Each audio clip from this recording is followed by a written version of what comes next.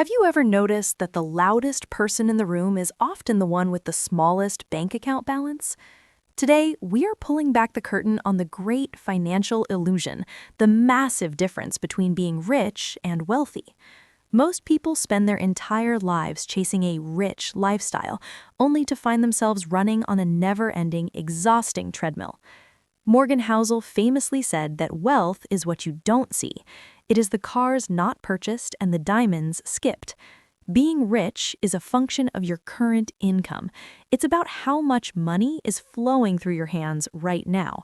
You can be rich today and completely broke tomorrow if that flow of cash suddenly stops or if expenses rise faster. Wealth, however, is a different beast entirely. Wealth is the net value of your assets that provides you with ultimate freedom. Think of richness as a snapshot of a high-speed car, while wealth is the fuel tank that keeps it running forever. In the classic book The Millionaire Next Door, researchers found that most millionaires don't actually look like what we imagine. They aren't wearing designer suits or driving Ferraris. They're the people living in modest homes driving 10-year-old Toyotas. The look of success is often a liability. It's a signal to society that costs a significant portion of your capital. When you see someone driving a $100,000 car, you only know one thing for certain: they have $100,000 less than before. We often confuse consumption with capital. Spending money to show people how much money you have is the fastest way.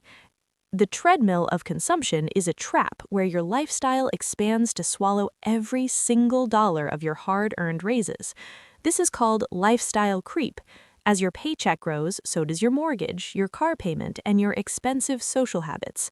Financial educators often warn that if your expenses equal your income, you are essentially just a high-paid slave to your bills. True wealth is invisible. It's the money in the brokerage account, the equity in the business, and the compounding index funds. Wealth gives you the most valuable currency on earth, the ability to wake up and say, "I can do whatever." Robert Kiyosaki defines an asset as something that puts money in your pocket, while a liability takes money out of it. Most rich people are actually just collectors of high-end liabilities that require constant maintenance and high monthly payments to keep. If you lost your job today, how long could you survive without changing your lifestyle? That is the measure of wealth. Rich people are often income rich but balance sheet poor. They have high cash flow but almost zero actual net worth or safety. They are one paycheck away from a total disaster, even if that paycheck is $50,000 a month in a corporate office. Wealthy people focus on the gap between what they earn and what they spend. That gap is where freedom is built. Every dollar you save and invest is a money soldier that works for you 24 hours a day, even while sleeping. The problem is that saving money is boring. It doesn't get you likes on Instagram or nods of approval at parties. We are biologically wired to seek status. In the past, showing resources meant you were a successful member of the tribe. But in the modern world, this instinct leads to status debt, where we borrow money to impress people we don't like. Navigating the social pressure to look rich is the hardest part of the journey toward becoming actually, sustainably, truly wealthy. Let's look at the math. A person earning $250,000 but spending $255,000 is technically poorer than a teacher saving $500.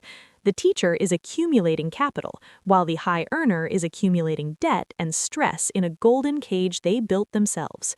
One of the most dangerous phrases in the English language is, "I deserve this," used to justify a luxury purchase. You do deserve financial peace, but you don't necessarily deserve a luxury watch that keeps you working a job you hate. Delayed gratification is the superpower of the wealthy. They understand that a dollar today is worth $10 in the future. When you buy a luxury item, you aren't just paying the price tag, you're paying the opportunity cost of growth. That $50,000 luxury upgrade could have been $500,000 in retirement if it were invested in a simple, low-cost index fund. Wealthy people buy luxuries last after their assets have grown enough to pay for the fun stuff with passive income.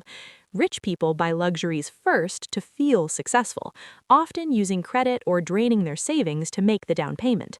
This leads to fragile riches. Everything looks perfect on the outside, but the foundation is made of thin, cracking glass. To build real wealth, you must become comfortable with being under the radar. You don't need the world to know you're winning. Success is a private conversation between you and your bank account, not a public performance for your neighbors or friends. Consider the story of Ronald Reed, a janitor who died with $8 million because he lived simply and invested consistently. He didn't look rich. He lived in a modest home and wore old clothes, but he was wealthier than most CEOs. He understood the power of compounding. Time is the most powerful force in finance, but only if you leave it alone. Every time you spend money to look rich, you are resetting the clock on your compound interest and your future. Financial independence isn't about having $1 million, it's about your assets generating enough income to cover your living costs. If you live on $3,000 a month and your investments make $3,100, you are officially wealthier than a broke billionaire. You have achieved time wealth. You own your schedule, your morning coffee, and your ability to choose your own projects. The rich are often trapped in a cycle of high-stress performance to maintain a high-cost life they don't even enjoy. They fear the next recession because their lifestyle has no margin for error, and their debt levels are dangerously high. The wealthy welcome the quiet life because they have built a margin of safety that protects them during the storms. So how do you make the shift from trying to look rich to actually becoming wealthy in the long run? First, automate your savings. Treat your future self like a bill that must be paid before anyone else gets a cent. Second, ignore the Joneses. They are likely broke and stressed out trying to keep up with an image that's fake. Third, focus on increasing your gap. Either earn more or spend less, but make sure that middle section stays invested. Remember that your house is often a liability, not an investment, especially if it's more space than you actually need. Wealthy people view their primary residence as a place to live, while their real investments happen in the stock market. They don't let their ego drive their car or choose their zip code. They let their goals dictate their financial choices. It takes discipline to stay quiet when everyone else is bragging about their new gadgets and expensive, flashy vacations. But that discipline pays off in decades of freedom, while the braggarts are still working 60 hours a week at 60. Being wealthy is a mindset. It is the realization that money is a tool for autonomy, not a scoreboard for ego. When you stop caring about looking rich, you gain a superpower, the ability to save aggressively and invest with total clarity. You start seeing luxury goods for what they often are, expensive anchors that keep you tied to a desk forever. Wealth is the silence of a paid-off home, the security of a large emergency fund, and the joy of ownership. Richness is the noise of a new engine, the flash of a designer logo, and the anxiety of the next bill. Which one would you rather have? The temporary feeling of importance or the permanent feeling of total, absolute security? Most people choose the feeling of importance because it's instant. Wealth takes years, sometimes decades, of patient, quiet growth, but the rewards of wealth are exponential. Once you cross the tipping point, your money begins to make more than you. That is the moment of true liberation. Your labor is no longer required for your survival or your daily comfort. You can still buy the nice things later.